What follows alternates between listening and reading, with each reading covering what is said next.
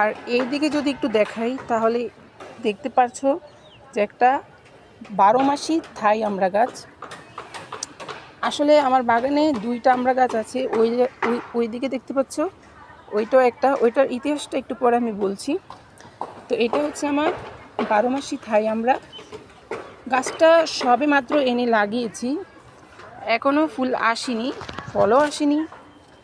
তবে যার কাছ থেকে গাছটা ক্রয় করেছি সে বলেছে নিয়ে লাগাও, দেখবে 15 দিন বা 1 মাসের মধ্যে গাছটার মধ্যে ফুল চলে আসবে। তো গাছটা আমার অনেক পছন্দ হয়েছে, কারণ এর এই যে গোড়াটা দেখো প্রচুর পরিমাণে মোটা শক্ত। কারণ যে কোনো গাছ কিনলে না গোড়াটা দেখে কিনা উচিত, শক্ত কিনা মজবুত কিনা, তাহলে ওই গাছটা টেকসই বেশি হয়। তো এইটা আমি এই দেখতে পাচ্ছ সবেমাত্র গোবর সার, পুরনো ভার্মিকম্পোস্ট যেটা বলে, 1 বছর আগের পুরনো গোবর সার প্রত্যেকটা গাছের গোড়ায় কিন্তু আমি কালকে মাত্র দিয়েছিলাম। কারণ এখন যেহেতু বর্ষাকাল, বৃষ্টি হচ্ছে, আবার মূলত রৌদ্র হচ্ছে, তো সেক্ষেত্রে গাছে কোনো ভারী খাবার দেওয়া যাবে না, আমি মনে করি আর কি। তাই একটু ভার্মিকম্পোস্ট দিয়ে দিয়েছি, এটা গাছের জন্য এখন আপাতত একটা বেস্ট খাবার। তো এই হচ্ছে আমার 12 মাসি আমড়া গাছ। তার সাথে যদি দেখাই তাহলে এই যে দেখতে পাচ্ছ যে একটা আনার গাছ বা বেদানা গাছ, যেই নামে চেনো, এটাও মূলত আমি এই আমড়া গাছটার সাথেই নার্সারি থেকে এনেছিলাম। তো এটা হচ্ছে একটা পাকিস্তানি আনার গাছ।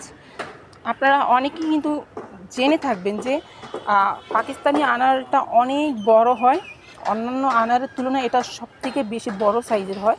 এবং এর একটা বৈশিষ্ট্য আছে, সেটা হচ্ছে এখন তো বর্ষাকাল চলছে, তো এই বর্ষাকালে এর ভেতরটা থাকে সাদা, ঠিক আছে, এর ভেতরটা সাদা, আর শীতকালে এর ভেতরটা থাকে লাল, আর বাহিরটা মূলত সাদাই থাকে।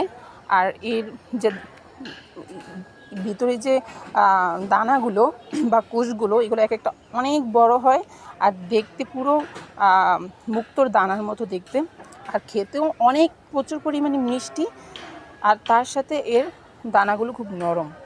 মানে এক কথায় আপনি যদি আপনার ছাদে কোনো আনার গাছ রাখতে চান, তাহলে কয়েকটা আনার গাছের মধ্যে এটা আপনি রাখতে পারেন।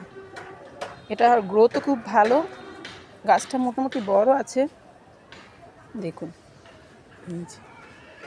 দেখতে পাচ্ছেন গাছটা মোটামুটি বড় আছে। তো যার কাছ থেকে এনেছি সে আমাকে কয়েকটা গাছ দেখিয়েছিল।